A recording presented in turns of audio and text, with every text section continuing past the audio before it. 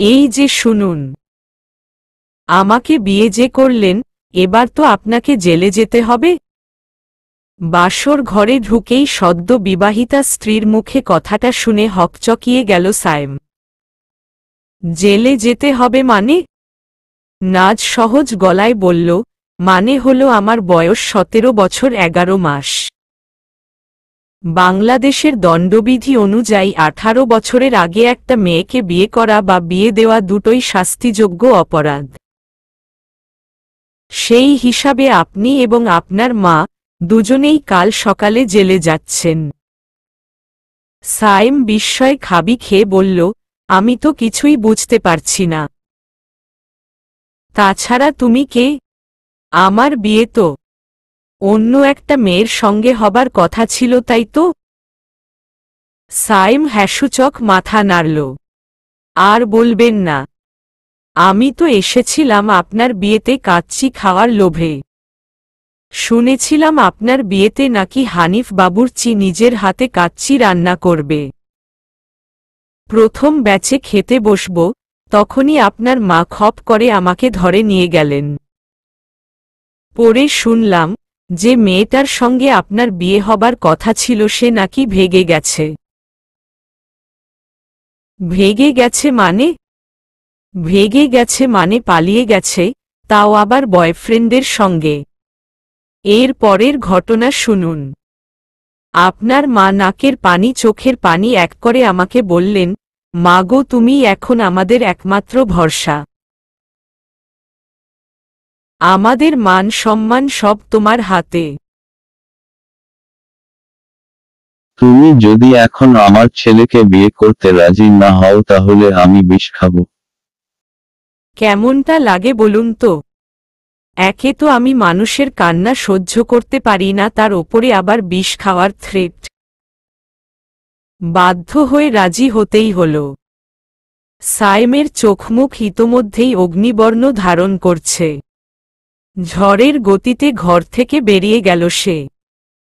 কনার বলেছিল মানুষটা নাকি প্রচণ্ড রাগী। সেই রাগের বহিঃপ্রকাশের সাক্ষী যে এত তাড়াতাড়ি হবে, সেটা অবশ্য জানা ছিল না। কনা হল নাজের বান্ধবী। বান্ধবীর ভাইয়ের বিয়েতে এসেই পাকেচক্রে নিজেকে বসতে হল বিয়ের পিঁড়িতে। নাজের বাবা চলে গেছেন মাস 6 হল, তাই একমাত্র মেয়ের একটা গতি হবার আশায় তার মাও এই আকস্মিক বিয়েতে খুব একটা আপত্তি করেননি। বাইরে থেকে খুব চেঁচামেচির আওয়াজ আসছে। লোকটা বোধহয় একটু বেশিই ক্ষেপে গেছে। আহারে, এখন তো নিজের থেকে বেশি ওই মানুষটার জন্যেই খারাপ লাগছে নাজের। আশায় আশায় বসেছিল অসম্ভব সুন্দরী একটা মেয়ের সঙ্গে তার বিয়ে হচ্ছে।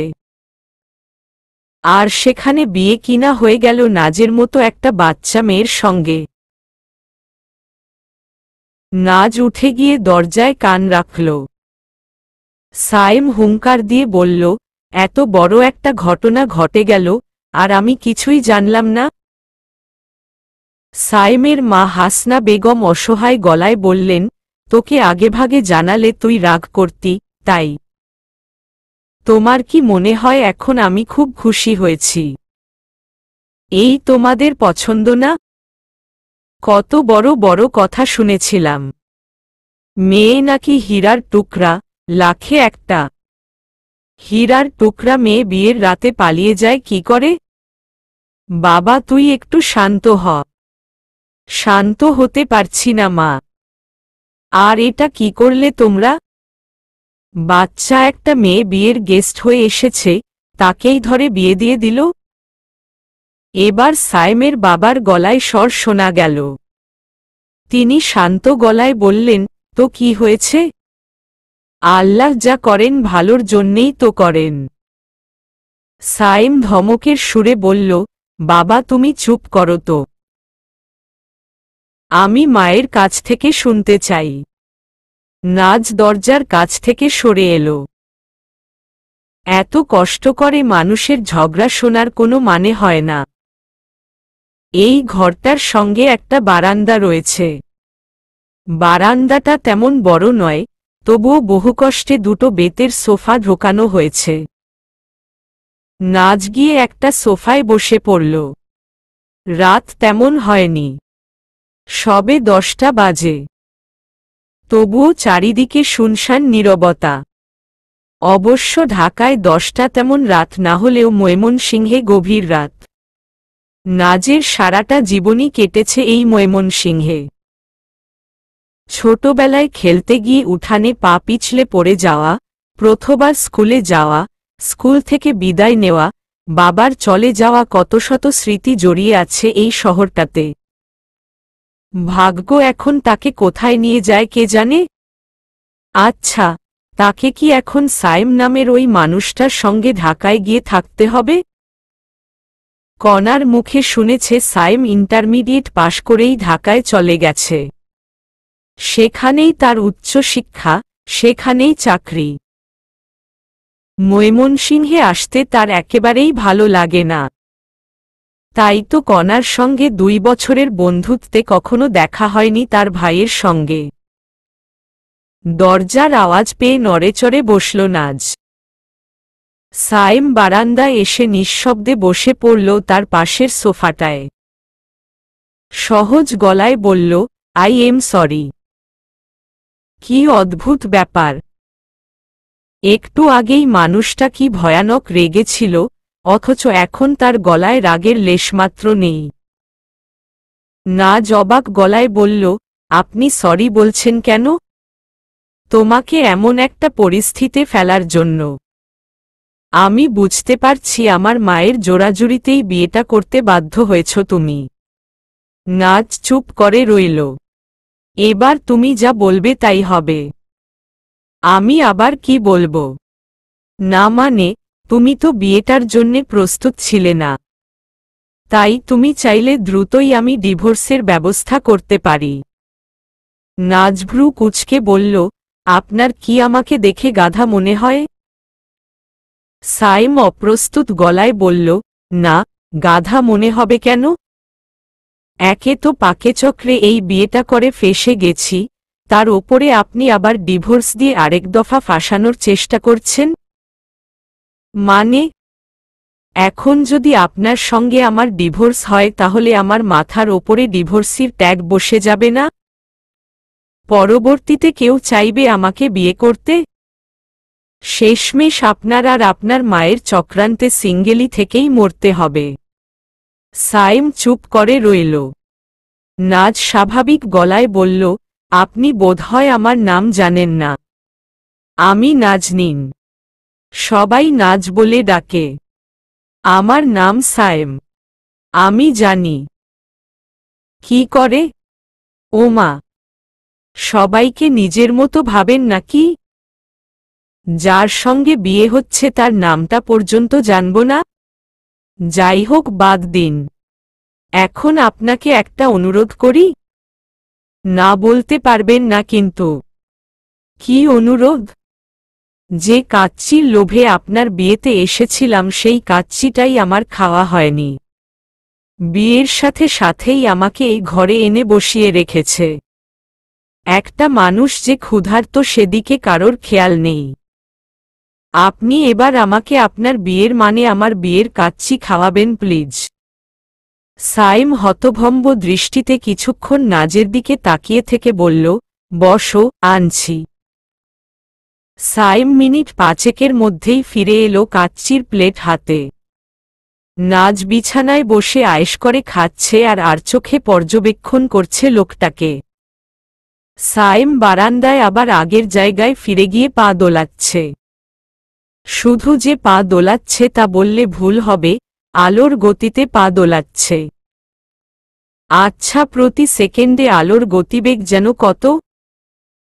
নাজ আবার কমার্সের ছাত্রী, এসব গতিবেগটেগ মনে রাখা তার সাধ্য নয়। মানুষ যখন টেনশনে থাকে তখন নাকি এমন অনবরত পা দোলায়। এই মানুষটাও কি বিয়ের পুরো বিষয়টা নিয়ে টেনশনে পড়ে গেছেন? এর মধ্যে টেনশনে পড়ার কি হলো কে জানে? নাজের তো টেনশন হচ্ছে না, বরং মজা লাগছে। আলোর গতিতে পা দোলানোর সঙ্গে সঙ্গে ছেলেটা একটার একটা সিগারেট ধরিয়েই যাচ্ছে। কি সাংঘাতিক ব্যাপার! একটা প্যাকেটে কয়টা সিগারেট থাকতে পারে? বড়জোর ২০-২৫টা। এই ছেলে যে হারে সিগারেট ধরাচ্ছে তাতে এতক্ষণে তো প্যাকেট ভর্তি সিগারেটও ফুরিয়ে যাবার কথা। আচ্ছা, তার কাছে কোনো জাদুর বাক্সটাক্স নেই তো? যে বাক্স থেকে সিগারেট বের করে নিলে সংখ্যায় কমে না, বরং ক্রমশ বাড়তেই থাকে। খাওয়া শেষ, নাজ উঠে গিয়ে হাত ধুয়ে এল। চুপচাপ বসে রইল বিছানার ওপরে। সাইমের কর্মকাণ্ডে কোনো প্রকার পরিবর্তন এলো না। আচ্ছা, এই মানুষটার কি তাকে পছন্দ হয়নি? যদি নাও হয়ে থাকে তাতে অবাক হওয়ার কিছু নেই। নাজের উচ্চতা সাধারণ বাঙালি মেয়েদের চাইতেও কম। গাত্রবর্ণও কিছুটা শ্যামলার দিকে। অন্যদিকে সাইমের গায়ের রং ধবধবে ফর্সা। মুখভর্তি খোঁচা খোঁচা দাড়ি। চুলগুলো কিভাবে যেন আছড়ে রাখে। দেখলেই ছুঁয়ে দেখার ইচ্ছে হয়। এমন একটা মানুষের পাশে কি মানবে নাজকে? এসব ৭-৫ ভাবতে ভাবতে কখন যে ঘুমের রাজ্যে তলিয়ে পড়ল, নাজ নিজেও জানে না। যখন তার ঘুম ভাঙল তখন চারিদিক রোদের উষ্ণতায় চকচক করছে। কয়টা বাজে কে জানে? এই ঘরে কোনো ঘড়ি দেখা যাচ্ছে না। ফোনটাও কাছে নেই, থাকলে চট করে সময়টা দেখে নেওয়া যেত। সাইমকে আশেপাশে কোথাও দেখা যাচ্ছে না। হয়তো আগেই তার ঘুম ভেঙেছে বলে ঘরের বাইরের চলে গেছে। হঠাৎই নাজের মনে পড়ল গত রাতে তার অবিরাম সিগারেট খাওয়ার দৃশ্য। মানুষটা সিগারেট খেতে খেতে বারান্দাতেই ঘুমিয়ে পড়েনি তো? ভয় ভয় বারান্দার দিকে তাকাতেই বুকটা ধক করে উঠল নাজের। সোফার ওপরে পা দুটো ভাঁজ করে শান্তির ঘুম দিচ্ছে সাইম। কি সাংঘাতিক মানুষ! নাজ উঠে গিয়ে সাইমের কানের কাছে তার হাতের চুড়িগুলো দিয়ে ঝনঝন শব্দ করতে লাগল। তবুও মানুষটার মধ্যে কোনো হেরফের নেই। একই ভঙ্গিতে ঘুমিয়ে রয়েছে সাইম। নাজ এবার চুড়িতে শব্দ করতে করতে উঁচু স্বরে বলল, এই আপনি উঠুন তো। এখানে ঘুমিয়ে পড়েছেন কেন? সাইম এবার নড়েচড়ে উঠল।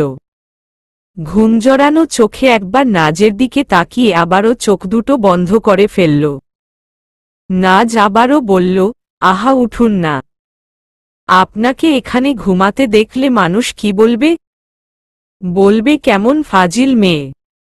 প্রথম দিনেই স্বামীকে ঘর থেকে বের করে দিয়েছে। সাইম উঠে দাঁড়াতে দাঁড়াতে বিরক্ত গলায় বলল, মানুষ দেখবে কি করে? আমার ঘরের দরজায় কি লুকিং গ্লাস লাগানো আছে? ননসেন্স। নাজ উত্তর দিল না। সকাল সকাল এই মানুষটার সঙ্গে তর্কে জোড়ানোর কোনো অর্থ হয় না। সাইম কিছুক্ষণের মধ্যেই হাতমুখ ধুয়ে ঘর থেকে বেরিয়ে গেল। নতুন বউকে শাড়ি পরে সারা বাড়ি জুড়ে ঘুরে বেড়াতে হয়, এটা সকলেরই জানা। এই নিয়ম রক্ষা করার জন্যে গতকাল রাতেই নাজের শাশুড়ি মা বেশ কয়েকটা শাড়ি দিয়ে গেছেন তাকে। কিন্তু সমস্যা একটাই। কি করে শাড়ি পরতে হয় নাজ তাই জানে না, শাড়ি পরে ঘুরে বেড়ানো তো দূরের কথা। অসহায় ভঙ্গিতে ঘরের দরজা খুলে উকি দিতেই দেখতে পেল আশার আলো। সেই আশার আলোটা হল কণা। নাজ কণার উদ্দেশ্যে বলে উঠল, ওই শাড়ি পরিয়ে দিয়ে যা। কণা সঙ্গে সঙ্গে ছুটে এলো, উৎফুল্ল ভঙ্গিতে জড়িয়ে ধরল নাজকে। জড়িয়ে ধরেই বলল, দোস্ত, আমার তো বিশ্বাসই হচ্ছে না তুই আমার ভাবি হয়ে গেছিস। নাজ গম্ভীর গলায় বলল, বিশ্বাস না হবার কি আছে? মানুষ বিন্দু থেকে সিন্ধু হয়ে যায়, কোটিপতি থেকে ফকির হয়ে যায়, আর আমি তো সামান্য ভাবি হয়েছি। মাঝে মাঝে তুই কি সব যে বলিস, আমি কিছুই বুঝি না। বুঝতে হবে না, শাড়িটা পরিয়ে দে। কণা শাড়ি পরাতে পরাতে আগ্রহী কণ্ঠে বলল, এই নাজ, আমার ভাইয়াকে কেমন দেখলি?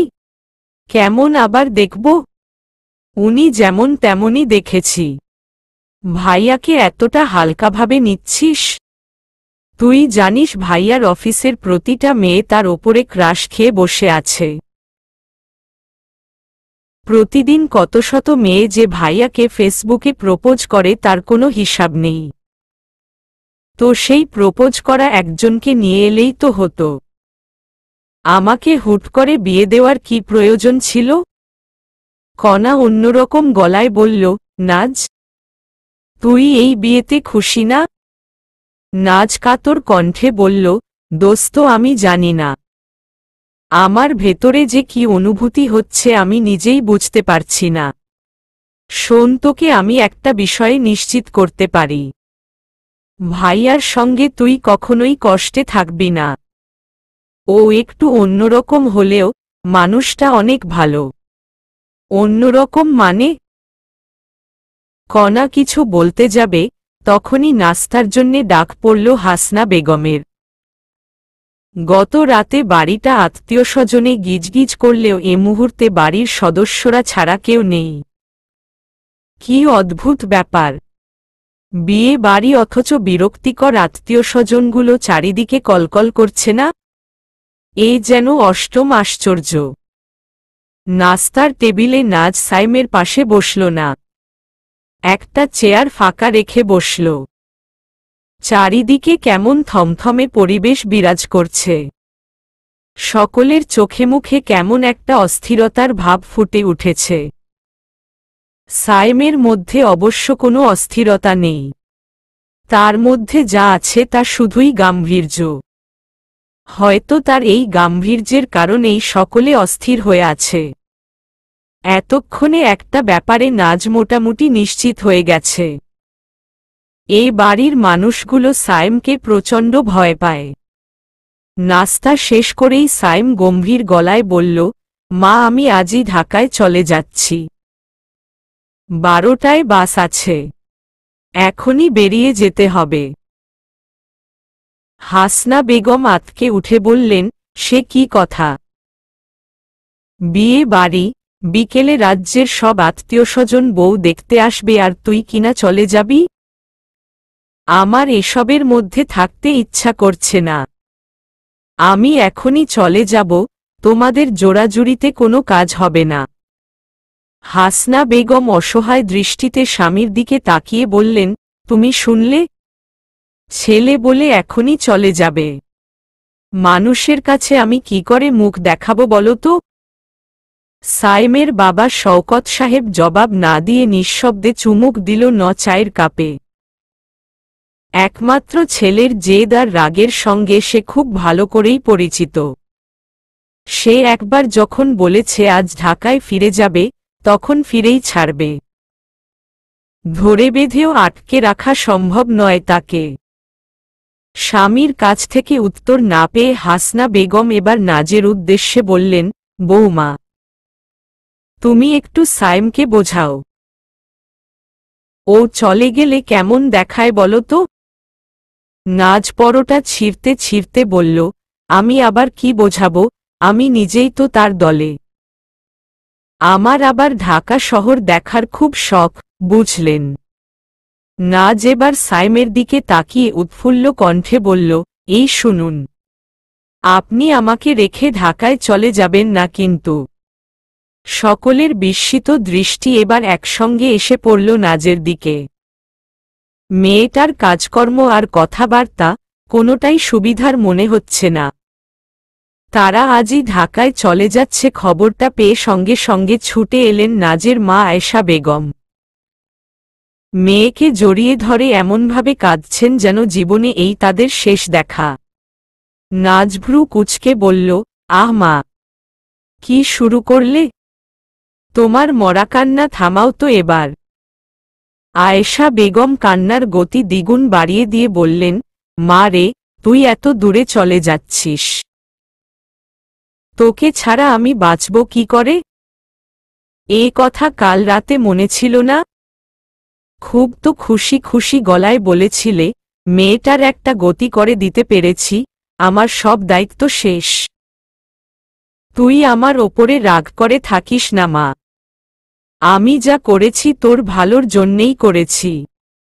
সেটা তুই আজ বুঝতে না পারলেও একদিন ঠিকই পারবি। বাস স্টেশনে বাড়িশুদ্ধ সকলে এসেছে দুজনকে বিদায় জানাতে। হাসনা বেগম শেষ মুহূর্ত পর্যন্ত চেষ্টা চালিয়ে যাচ্ছেন ছেলেকে আটকে রাখার। সাইম এক পর্যায়ে বিরক্ত করে বাসে উঠে বসল। হাসনা বেগম পরাজয়ের দীর্ঘশ্বাস ফেলে নাজের মাথায় হাত রেখে বলল, মা, আমার ছেলেটার খেয়াল রেখো। নিজের খেয়ালই ঠিকমতো রাখতে পারি না, তার খেয়াল রাখব কি? হাসনা বেগম অবাক চোখে তাকিয়ে রইলেন। আয়েশা বেগম বিব্রত গলায় বললেন, কিছু মনে করবেন না ভাবি, আমার মেয়েটা এমনই। আপনার কাছে তো আর অজানা নয়। হাসনা বেগম বললেন, না না, কিছু মনে করিনি। নাজ, তুমি এবার বাসে গিয়ে বসো, একটু পরেই বোধ হয় বাস ছেড়ে দেবে। সাবধানে যেও মা। বাস যে একটু পরেই ছেড়ে দেবে তেমনটা মনে হচ্ছে না। বাস মোটামুটি ফাঁকা। বাসে উঠতেই নাজের চঞ্চল চোখ দুটো খুঁজতে লাগল সাইমকে। খুঁজে পেতেই সরু চোখে তাকিয়ে রইল তার দিকে। চোখে সানগ্লাস, পরনে কালো শার্ট। গম্ভীর ভঙ্গিতে ফোনের দিকে তাকিয়ে আছে। না, লোকটা হ্যান্ডসাম আছে। আশেপাশের মেয়েগুলোর তার ওপরে ক্রাশ খাওয়ার হাজারটা কারণ আছে। তার মানে এই নয় যে নাজও ক্রাশ খেতে যাচ্ছে। খাবার এত জিনিস থাকতে সে ক্রাশ খাবে কেন? নাজ সাইমের কাছে এগিয়ে গিয়ে কঠিন গলায় বলল, আপনি এখানে বসেছেন কেন?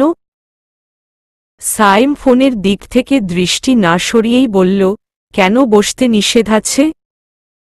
হ্যাঁ আছে। কিসের নিষেধ? আমার নিষেধ। ওটা জানালার পাশের সিট, ওখানে আমি বসব। সাইম আর কথা না বাড়িয়ে উঠে গিয়ে পাশের সিটটায় বসল।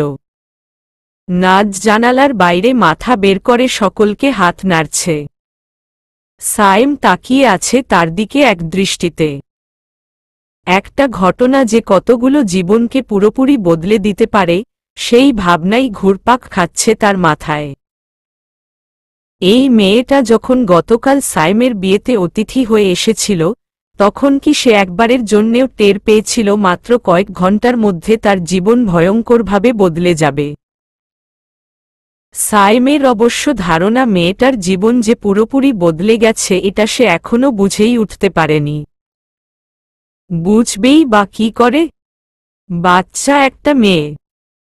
বিয়ের মতো কঠিন বিষয়ের জন্যে তাকে কখনোই প্রস্তুত করে তোলা হয়নি।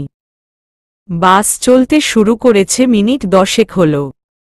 সাইম সেই আগের মতোই ফোন ঘেঁটে যাচ্ছে। আচ্ছা, এই মানুষটা কি সবসময়ই এমন চুপচাপ গম্ভীর ভঙ্গিমায় ঘোরাফেরা করেন?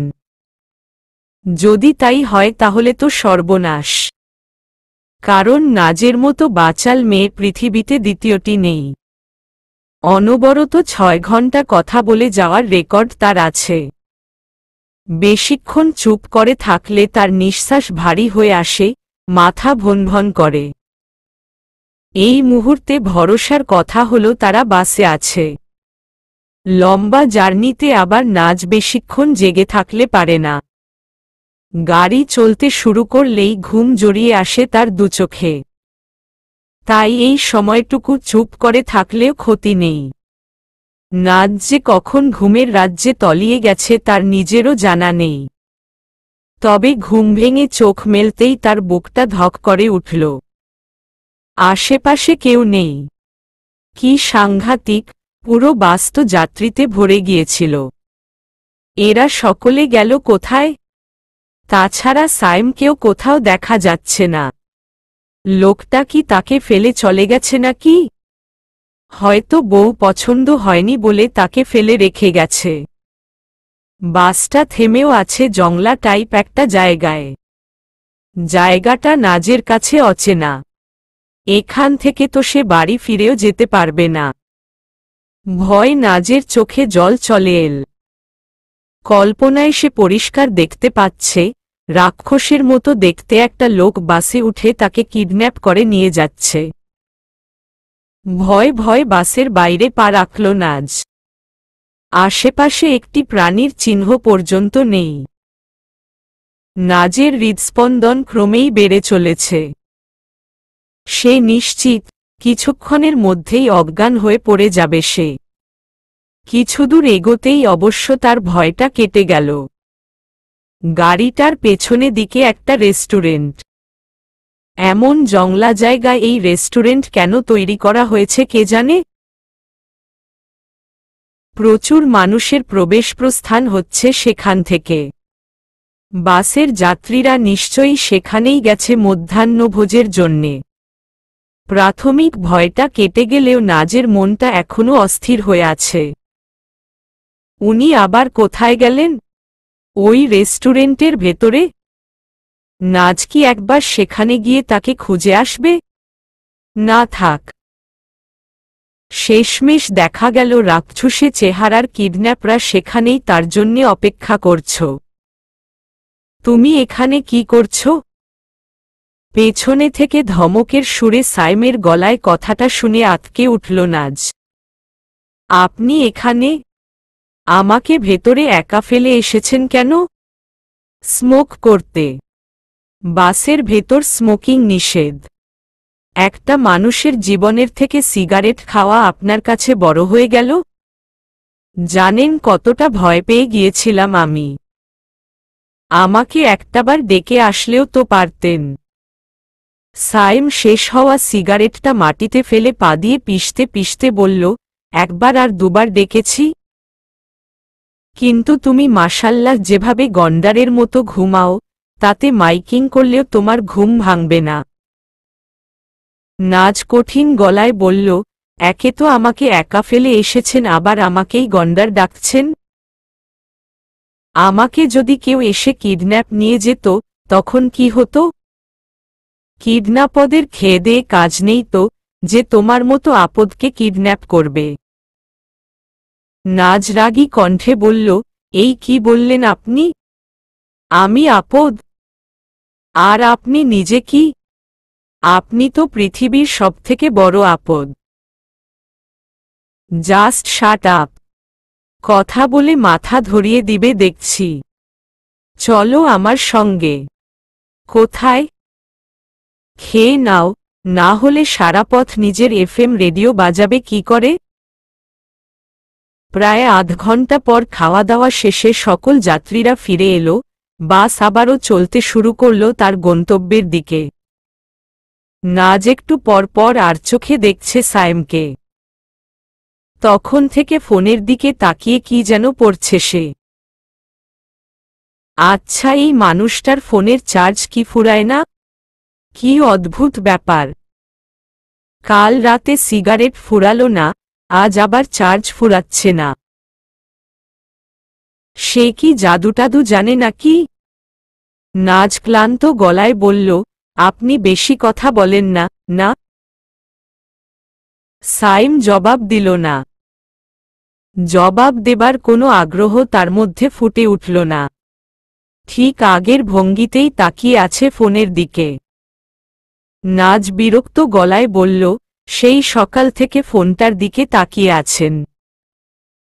পাশে যে একটা মানুষ বসে আছে, তার সঙ্গে দুটো কথা বললেও তো পারেন। এই ফোনের জন্যেই পৃথিবীটা ধ্বংস হয়ে যাচ্ছে। সাইম দীর্ঘশ্বাস ফেলে নাজের দিকে তাকিয়ে বলল, ঠিকভাবে ব্যবহার করলে পৃথিবীরই উপকার হয়। মানে হলো আমি ফোনে ইবুক পড়ছি। তোমাদের মতো ফেসবুকে টাইমপাস করছি না। এক সেকেন্ড, আপনি কি করে জানলেন আমি ফেসবুকে টাইমপাস করি? সাইম কিছু বলতে যাবে, তখনই পেছনে থেকে একজন যাত্রী বলে উঠল, ভাই আপনারা একটু আস্তে ঝগড়া করেন না। বাচ্চা ঘুমাইতে পারতেছে না। নাজ করা গলায় বলল, ঝগড়া আবার আস্তে করে কিভাবে? আর বাচ্চা কাচ্চা নিয়ে আপনি বাসে উঠেছেন কেন? দোষটা তো আপনারই। বিরক্ত হয়ে নাজ হ্যান্ডব্যাগ থেকে তার ফোনটা বের করল। ফোন কি সাইমের একার কাছেই আছে নাকি? হেডফোনটা কানে লাগিয়ে চোখ দুটো বন্ধ করল। ঝড় এলে তুই সাথে থাকলে কি ভয়? তোর ঠিকানায় পাঠালাম এ হৃদয়ে। প্রেম হলে এক সুরে গান বেজে যায়। সে দেয় জখম, তবু সেই তো ভেজায়। চলন্ত বাসে এমনটা একটা গান যেকোনো মুহূর্তকেই বিশেষ করে তোলে।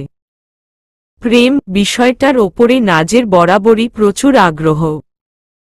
প্রেমের গান, প্রেমের কবিতা, প্রেমের বই এসবই তার হৃদয়ের খুব কাছে। আশেপাশে দুজন মানুষকে প্রেমে পড়তে দেখলে সবথেকে বেশি খুশি বোধ হয় নাজি হয়। প্রেম বিষয়টার এত কাছাকাছি থেকেও প্রেমটা কখনো করা হয়নি। চাইলেই কি আর প্রেম করা যায়? প্রেমে তো পড়তে হয়। নাজ সারাটা জীবন অপেক্ষা করেছিল কোনো এক বিশেষ মানুষ আসবে তার জীবনে, প্রেমময় করে তুলবে তার জগৎকে, নাজের সমস্তটা জুড়ে থাকবে শুধু তারই বিচরণ। কিন্তু সেই স্বপ্ন আর পূরণ হবার কোথায়? এক রাতের মধ্যেই যেন সব শেষ। নাজ নিশ্চিত হয়ে বলতে পারে, তার পাশে বসে থাকা মানুষটার প্রেমে সে পড়বে না, কখনোই না। গান শুনতে শুনতেই কেমন অস্বস্তিতে পড়ে গেল নাজ। তার পেয়েছে বাথরুম। বাস জার্নি এজন্যেই নাজের ভীষণ অপছন্দের। ট্রেনে তো চাইলেই যখন তখন বাথরুমে যাওয়া যায়। বাসে সেই ব্যবস্থা করলে কি ক্ষতি হয়? নাজ এখন কি করবে? নিজেই ড্রাইভারকে চলন্ত বাস থামাতে বলবে? অসম্ভব। ধুর, কিছুই ভালো লাগছে না। এখানে যদি মা থাকত তাহলে মায়ের কানে কানে কথা একবার বলে দিলই নাজ নিশ্চিন্ত। বাকিটা ময়ের দুশ্চিন্তা। কিন্তু এখন সে কাকে বলবে? সাইমকে? কি সর্বনাশ! অবশ্য সর্বনাশের কি হল? বাথরুম কি তার একার পায় নাকি? সকলেরই পায়। তাছাড়া এসব বিষয় তো প্রকৃতির দান। প্রকৃতির দান নিয়ে এত লজ্জার কি আছে? নাজ অন্যদিকে মুখ ঘুরিয়ে নিচু গলায় বলল, শুনুন, আমি ওয়াশরুমে যাব। এখানে ওয়াশরুম পাবে কোথায়? এখানে তো ওয়াশরুম পেতেও চাচ্ছি না। আপনি বাসটা থামাতে বলুন। সাইম ভ্রু কুঁচকে বলল, কোথায় থামাবে? কতগুলো রেস্টুরেন্ট আছে, একটার সামনে থামলেই তো হলো। এখন গাড়ি থামাবে না কেন? একটু আগেই তো থামিয়েছিল, তখন মনে ছিল না তোমার? থামাবে না বললেই হলো। টাকা দিয়ে টিকিট কেটেছি না। আপনি বলুন তো। পারবো না। প্লিজ।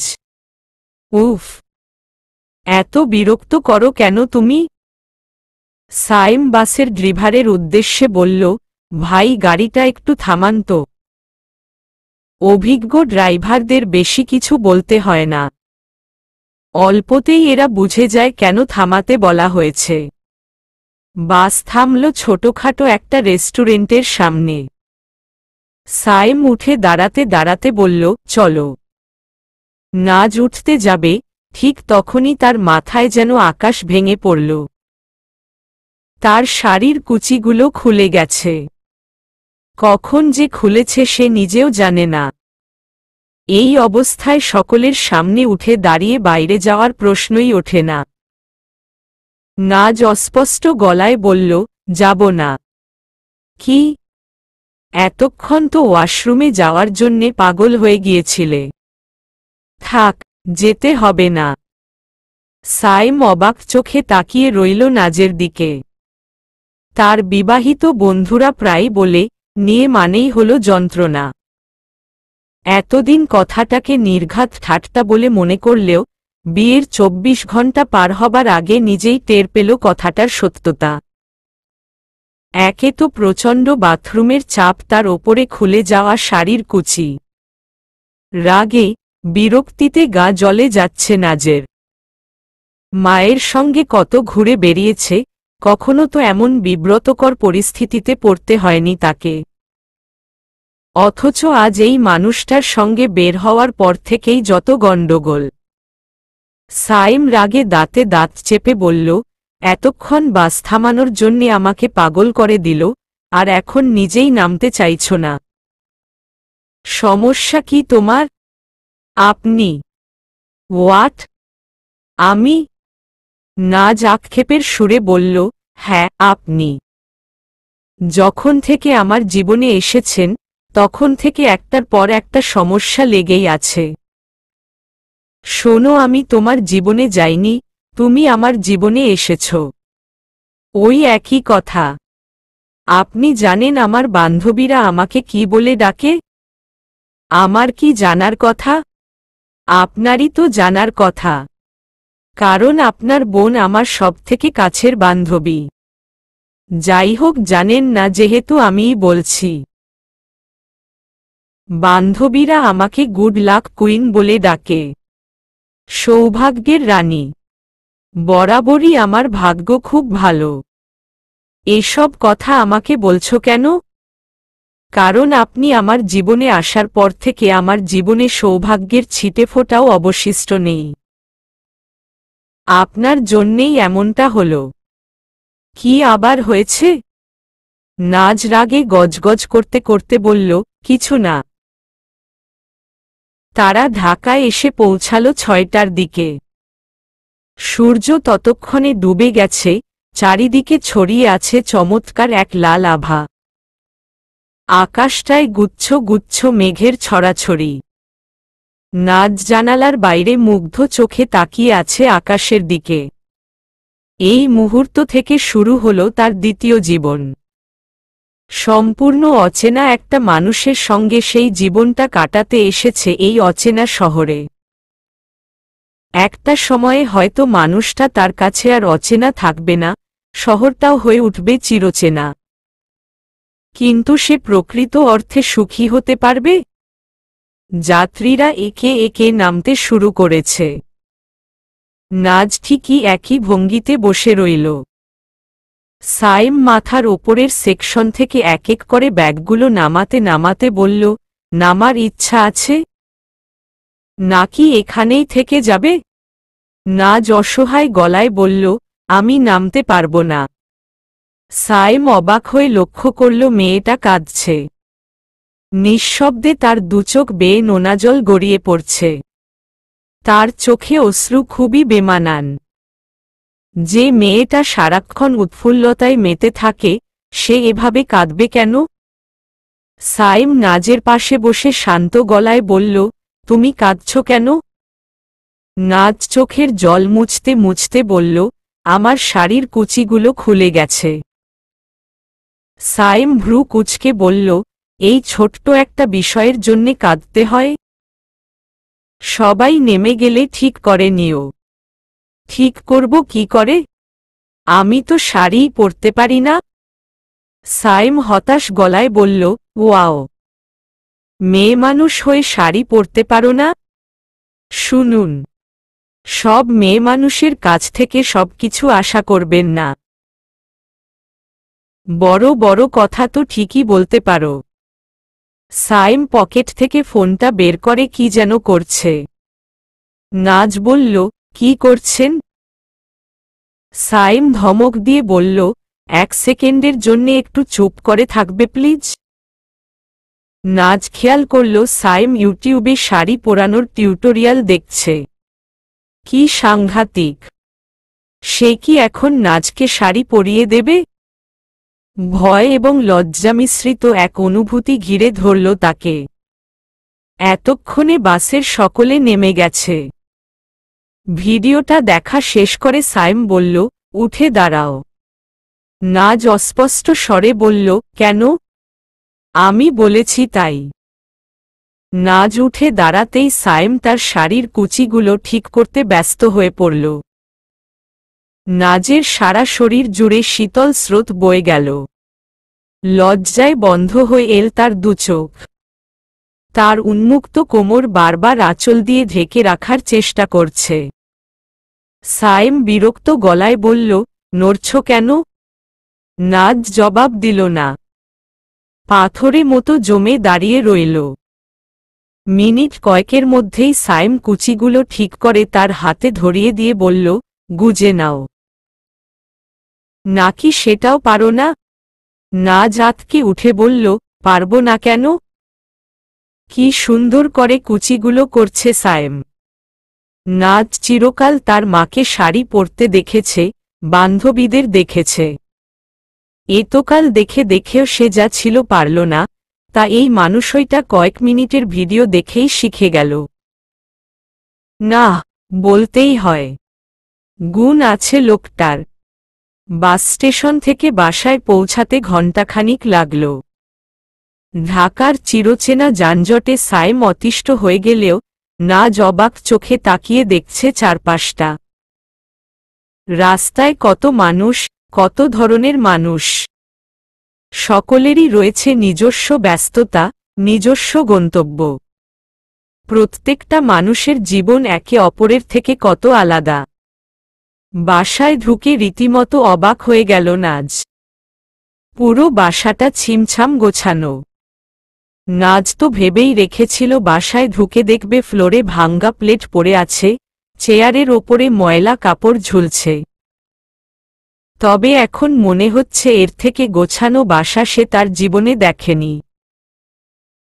মেয়ে মানুষ হলেই শাড়ি পরতে জানতে হবে এমনটা যেমন কোথাও লেখা নেই, ছেলে মানুষ মাত্রই অগোছালো এই ধারণাও সঠিক নয়। ঘুরে ঘুরে বাড়িটা দেখছে নাজ। বসার ঘরের দেয়াল জুড়ে ছোট ছোট ফ্রেমে অনেকগুলো ছবি। সবাই সায়েমের ছোটবেলার। কোনো ছবিতে প্রতিযোগিতায় পুরস্কার জিতেছে, আবার কোনো ছবিতে মাঠে বন্ধুদের সঙ্গে ক্রিকেট খেলছে। বাসায় ঢুকেই সায়েম রান্নাঘরে ঢুকে কি নিয়ে যেন ব্যস্ত হয়ে গেল।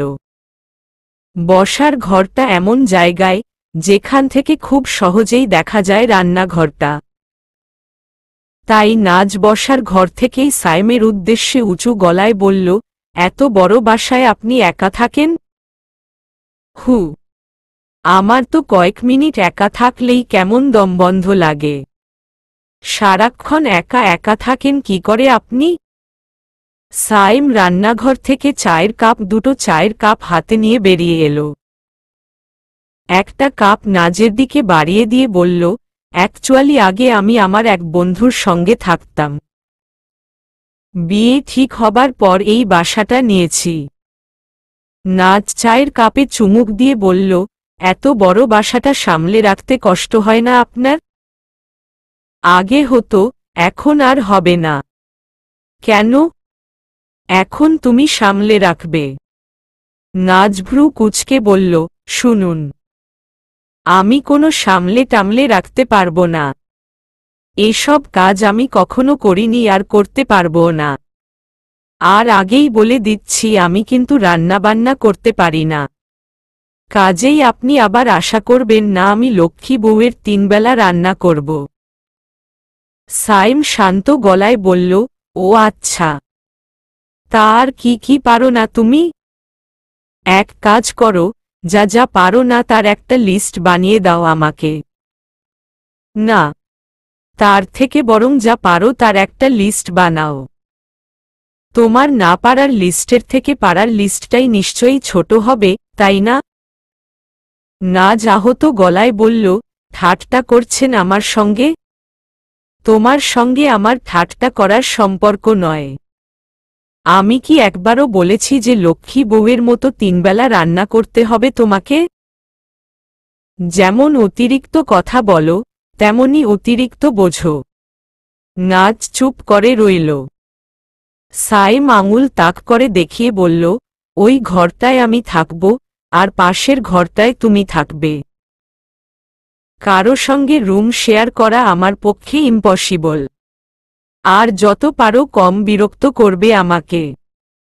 দুজনের জন্যে দুটো আলাদা ঘর দেখে মনে মনে ভালোই হকচকিয়ে গেল নাজ। তবে মুহূর্তেই নিজেকে সামলে নিয়ে বলল, যাক, ভালোই হয়েছে। আমি তো ভেবেছিলাম আপনার সঙ্গে একই ঘরে থাকতে হবে। আমি আবার কারো সঙ্গে বিছানা শেয়ার করতে পারি না। শেয়ার করলে রাতে ঘুমের মধ্যে পাশের মানুষের লাথি মেরে ফেলে দিই। কি একটা অবস্থা বলুন তো। সাইম কঠিন গলায় বলল, এই তুমি কথা কম বলতে পারো না? একদিনই মাথা ধরিয়ে দিয়েছ আমার। নাজ উত্তর দিল না। ঘরের দিকে এগিয়ে গেল। শোবার ঘর দুটো ভালো করে পর্যবেক্ষণ করে আবারও ফিরে এলো সাইমের কাছে। এই শুনুন। আবার কি হলো? বড় ঘরটায় আপনি থাকবেন কেন? কারণ শুরু থেকেই ওটা আমার ঘর। গতকাল আপনি একটা ম্যাজিক্যাল ওয়ার্ড বলেছিলেন, মনে আছে? কোনো ম্যাজিক্যাল ওয়ার্ড? কবুল। যেই মুহূর্তে এই শব্দটা বলেছেন, সেই মুহূর্ত থেকে আপনার কোনো কিছুই আর আপনার নেই। সব কিছুতে আমার ভাগ বসে গেছে। অন্য সব কিছুতে ভাগ বসলেও ঘর আমি কারো আমার ঘরের কোনো ভাগাভাগি হবে না। এক কাজ করি চলুন, কয়েন টস। যে জিতবে বড় ঘরটা তার। আপনার কাছে কয়েন আছে? দাঁড়ান, আমার কাছেই আছে। সাইম কিছু বলার সুযোগ না দিয়েই হ্যান্ডব্যাগ থেকে 5 টাকার একটা কয়েন বের করল নাজ। হেড নাকি টেইল? সাইম রাগী কণ্ঠে বলল, ছেলে মানুষই বন্ধ করো। সাইমের রাগী কণ্ঠকে অগ্রাহ্য করে নাজ বলল, আমি হেড নিলাম। অতঃপর কয়েন টসে হেরে সাধের বড় ঘরটা ছেড়েই দিতে হল সাইমকে। এই মেয়ে, তোমার এসএসসির সার্টিফিকেটটা দাও তো। ব্যস্ত গলায় বলল সাইম। নাজ স্বাভাবিক ভঙ্গিতে বলল, আমার সার্টিফিকেট দিয়ে কি করবেন, এই ছেলে? তুমি আমাকে কি ডাকলে? আপনি আমাকে যা ডেকেছেন তাই। মানুষের কাছ থেকে সম্মান পেতে চাইলে মানুষকেও সম্মান করতে হয়। রাগে সমস্ত শরীর জ্বলছে সাইমের। সকাল সকাল অফিস থেকে ফোন এসেছে। দেশের বিশাল এক মাল্টিন্যাশনাল কোম্পানিতে চাকরি করে সে। তার কাজটা হল রাজ্যের সব বিদেশি ক্লায়েন্টদের সঙ্গে ডিল করা, তাদের কাছে বিজনেস আইডিয়াগুলোর প্রেজেন্টেশন করা। অফিসের সবথেকে হ্যান্ডসাম আর স্মার্ট ছেলে হিসেবে এই কাজটা অবশ্য তাকেই মানায়। আজ হুট করে বিদেশি ক্লায়েন্ট চলে এসেছে, এদের সামনে আজ প্রেজেন্টেশন দিতে হবে। বিয়ের এই ঝামেলার কারণে বেচারা কোনো প্রস্তুতিই নিতে পারেনি। কি যে প্রেজেন্টেশন দেবে কে জানে। একদিকে দুশ্চিন্তায় মাথা ধরে যাচ্ছে, আরেকদিকে এই মেয়েটা চালু করে দিয়েছে তার এফএম রেডিও। কোনো মানে হয়? নাজ বলল, বললেন না তো। আমার এসএসসির সার্টিফিকেট দিয়ে কি করবেন? কলেজে ভর্তি হতে হবে না? নাজ হকচকিয়ে গিয়ে বলল, কি মানে আমাকে পড়াশোনা করতে হবে? অবশ্যই পড়াশোনা করতে হবে। তাহলে বিয়ে করে লাভ কি হল? সাইমের ঠোঁটের কোণে মৃদু হাসির আভা ফুটে উঠল। কেন? তুমি কি ভেবেছিলে? বিয়ে হয়ে গেছে বলে গায়ে হাওয়া লাগিয়ে ঘুরে বেড়াবে? হ্যাঁ। তাহলে সেই স্বপ্ন পানি ঢেলে দাও। Because that is not happening. Naz অসহায় গলায় বলল, কিন্তু আমি পড়াশোনা করে কি করব? মানুষ পড়াশোনা করে যা করে, তুমিও তাই করবে। যাও, সার্টিফিকেট নিয়ে এসো। নাজের মনটাই ভেঙে গেল। ভেবেছিল সকলের জোড়াজুড়ি বিয়ে করে একটা লাভ অন্তত হয়েছে, পড়াশোনা নামক জেলখানা থেকে আজীবনের জন্যে মুক্তি।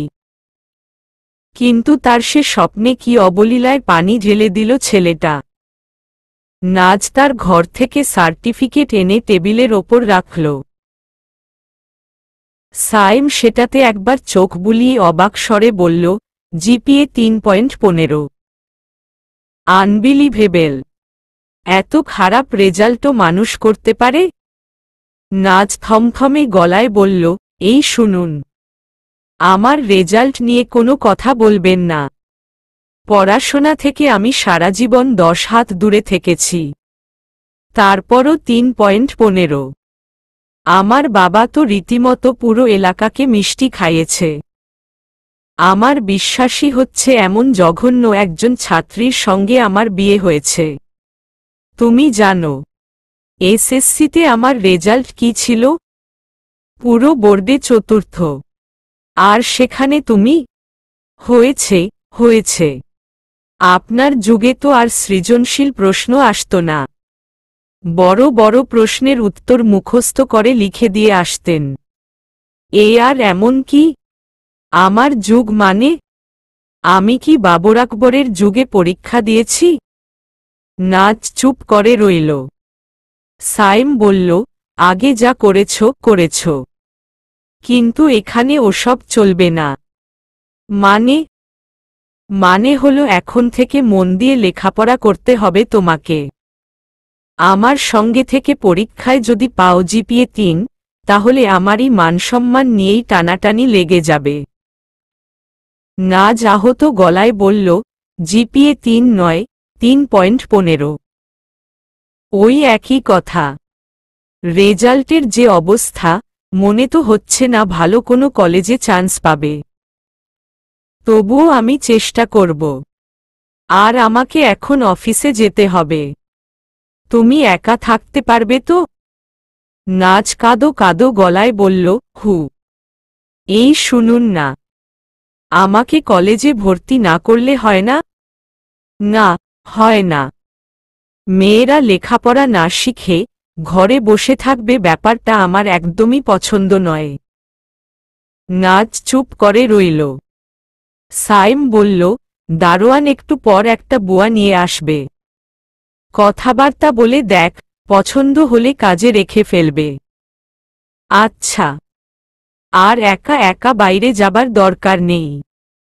এখানকার রাস্তাঘাট এখনো তোমার কাছে অপরিচিত। আচ্ছা। কি ব্যাপার?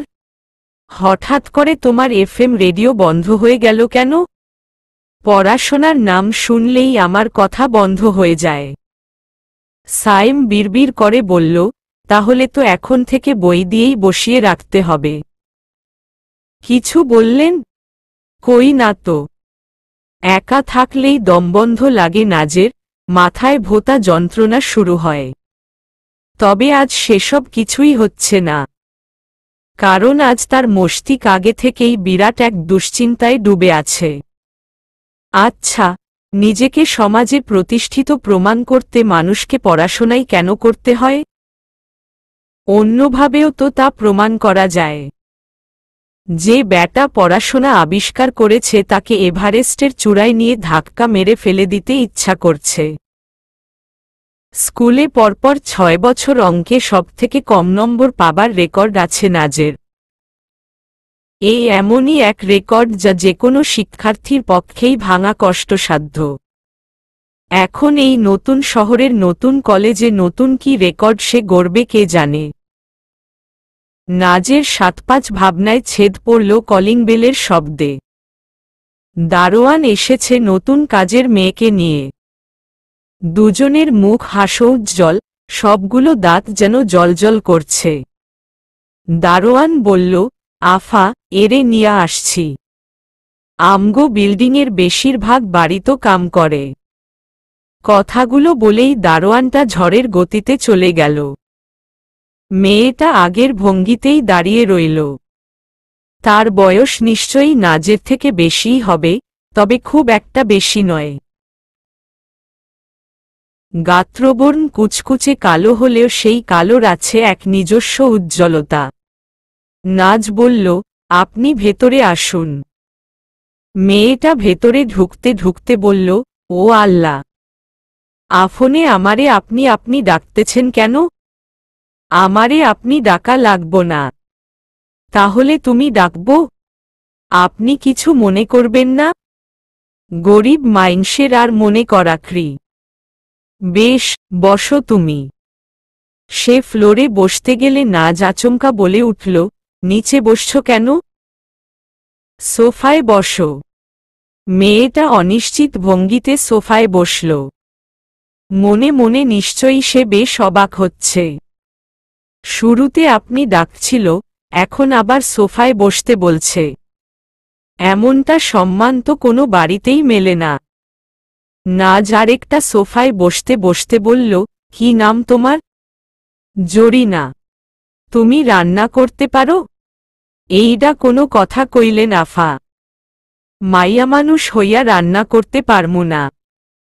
আমার তো আবার চেহারা সুর তো ভালো না, গায়ের রং ময়লা।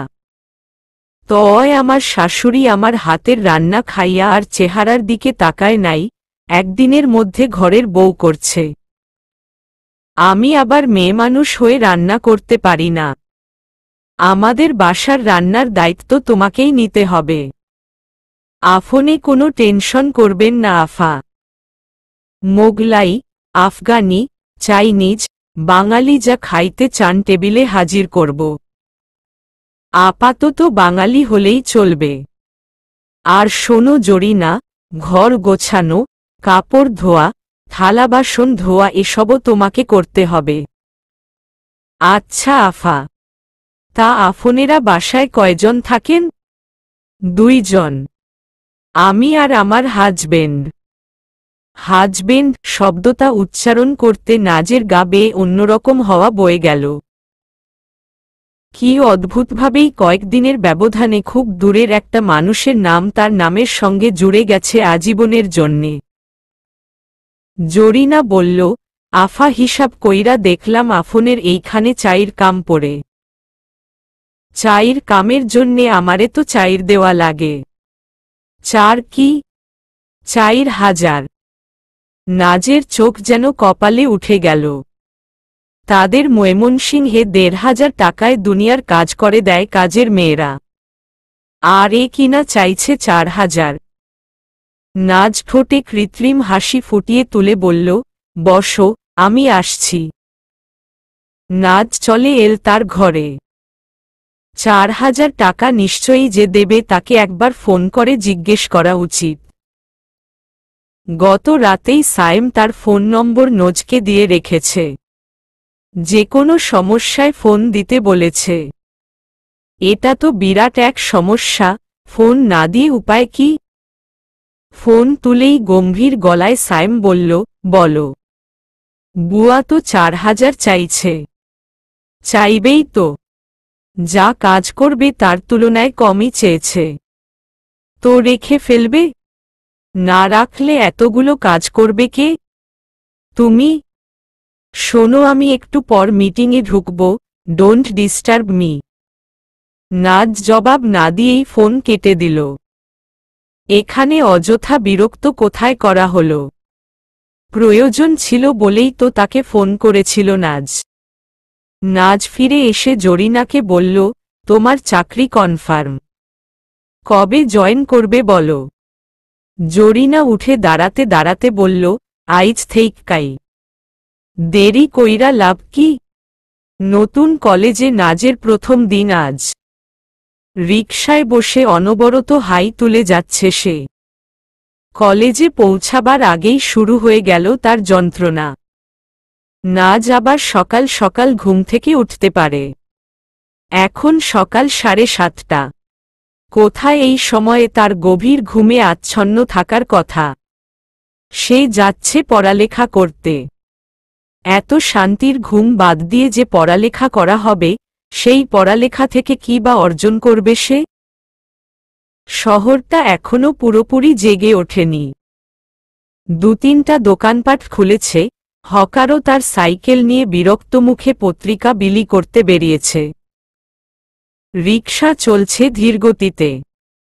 নাজের পাশে বসে আর চোখে তাকে পর্যবেক্ষণ করে যাচ্ছে সায়েম। ব্যাপারটা নাজ বুঝতে পারছে কিনা কে জানে। এক পর্যায়ে সায়েম বলল, জেগে ওঠো এবার, একদিনেই টিসি পাবে দেখছি। নাজ হাই তুলতে তুলতে বলল, তাহলেই ভালো হয়। কলেজে পৌঁছেই প্রচণ্ড বিস্ময়, নাচ ঘুমটুম সব কেটে গেল। ময়মনসিংহে তার স্কুলটা ছিল একতলা দালান, কিন্তু এই কলেজ একটা 5 তলা ভবনে। নাজের কাছে মনে হলো এত সুন্দর ভবন সে তার জীবনে দেখেনি। মূল বিল্ডিংয়ের সামনেই প্রকাণ্ড এক মাঠ। মাঠের কেন্দ্রবিন্দু হল বিশাল এক কাঠবাদাম গাছ। গাছের প্রশস্ত ডালপালাগুলো এমনভাবে ছড়িয়ে আছে মনে হচ্ছে যেন কেউ একজন মাঠের ওপরে ছাতা ধরে আছে। এতক্ষণ নাজের ব্যাগটা সাইমের কাঁধে ছিল। সে এবার ব্যাগটা নাজের কাঁধে তুলে দিয়ে বলল, আমি গতকাল এসে হেডমিস্ট্রেসের সঙ্গে কথা বলে গেছি। তুমি নিচতলায় অফিসে একবার তার সঙ্গে দেখা করে ক্লাসে যাও। আবার দেখা করতে হবে কেন?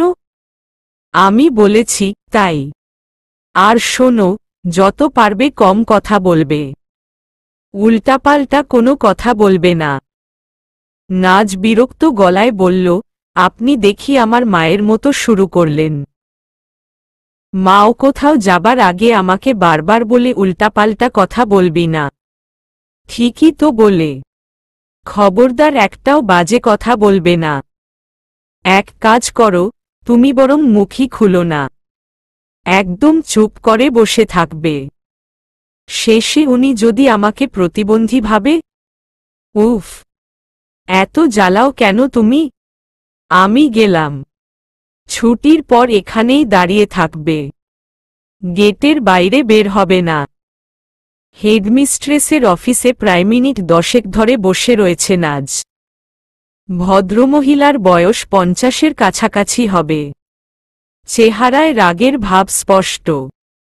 নাজের তো মনে হচ্ছে মানুষটা আসলে রাগী নয়, হেডমিস্ট্রেস হবার খাতিরে রাগী ভাবটা ধরে রাখতে হয়। সেই তখন থেকে নাজকে বসিয়ে রেখে কি সব কাগজপত্র ঘাটাঘাটি করছে।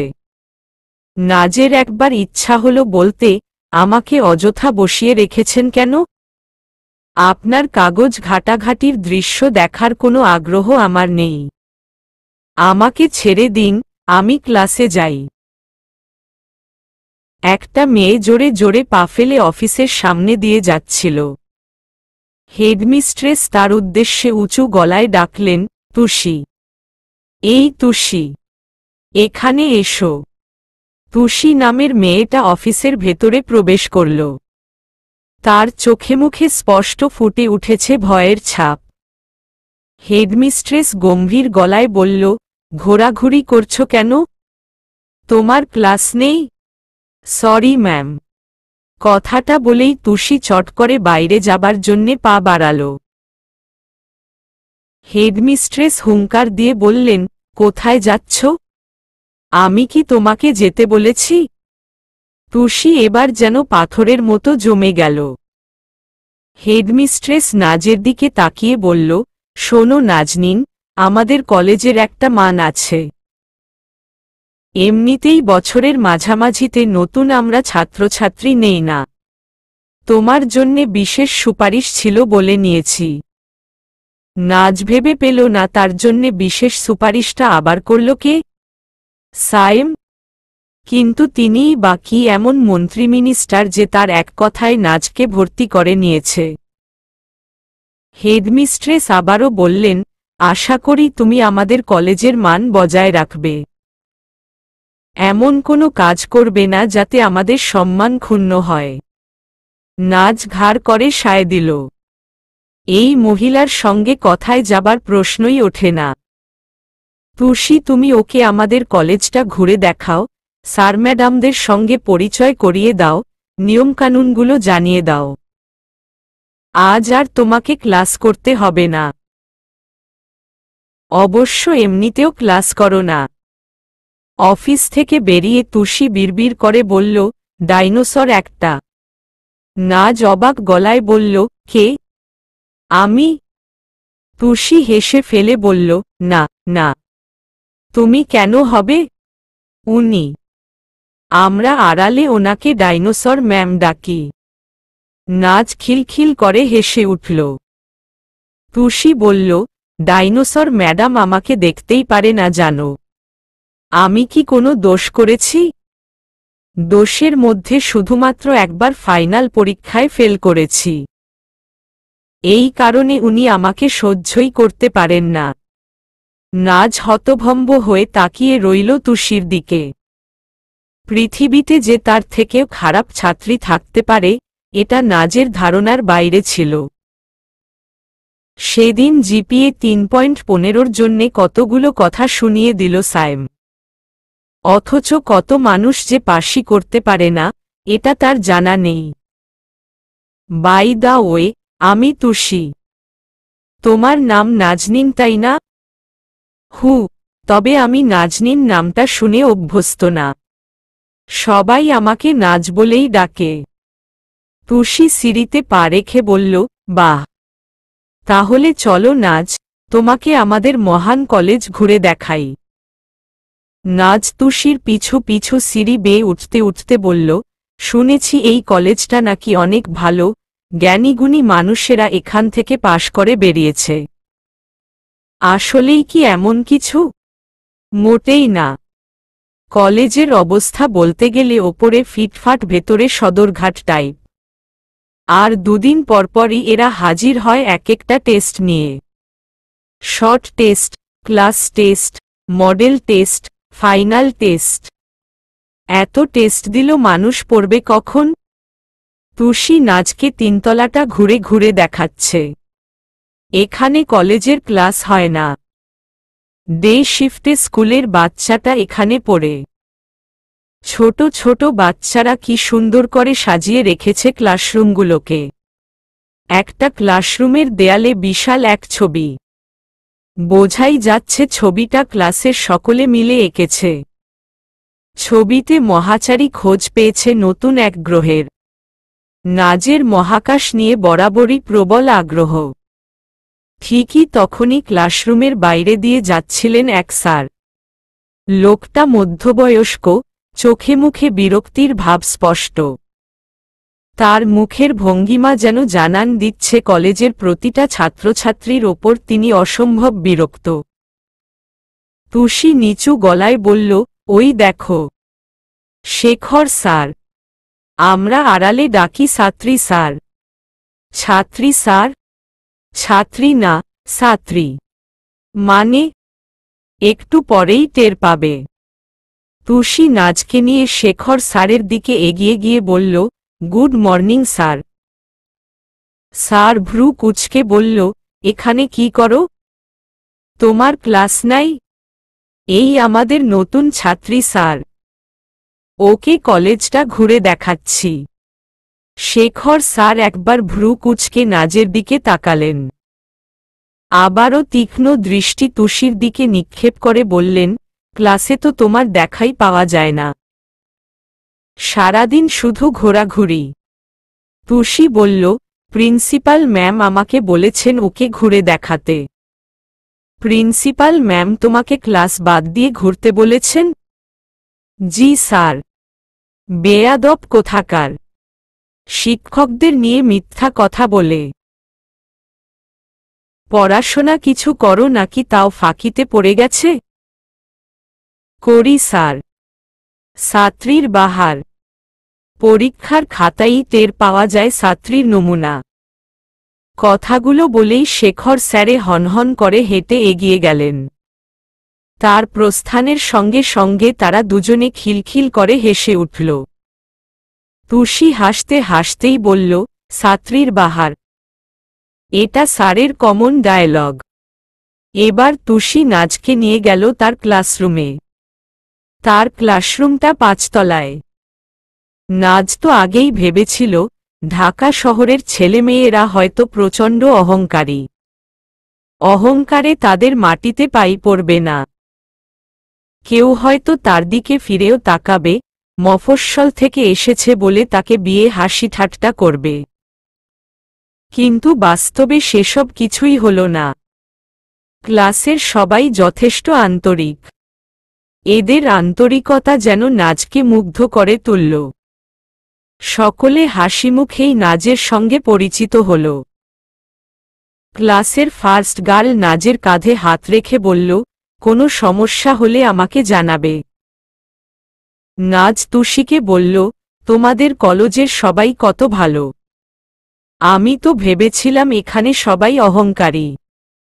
তুষি বলল, তুমি কি ভেবেছ? এখানে অহংকারী মানুষ নেই। অহংকার যে কি জিনিস সেটা আমি শিখেছি এই কলেজে এসে। তাই নাকি? হু, আসো, তোমাকে নিজ চোখে অহংকারীর দর্শন করাই। দুজনে চলে গেল অন্য পাশের ক্লাসটায়। ক্লাসরুমের সামনেই দুটো মেয়ে হাত নেড়ে নেড়ে গম্ভীর ভঙ্গিতে কথা বলছে। দুজনের চোখেই ভারী চশমা। তুষি বলল, এরা হলো সায়েন্সের স্টুডেন্ট। এমন একটা ভাব যেন সায়েন্স নিয়ে আকাশের চাঁদ ছুঁয়ে ফেলেছে।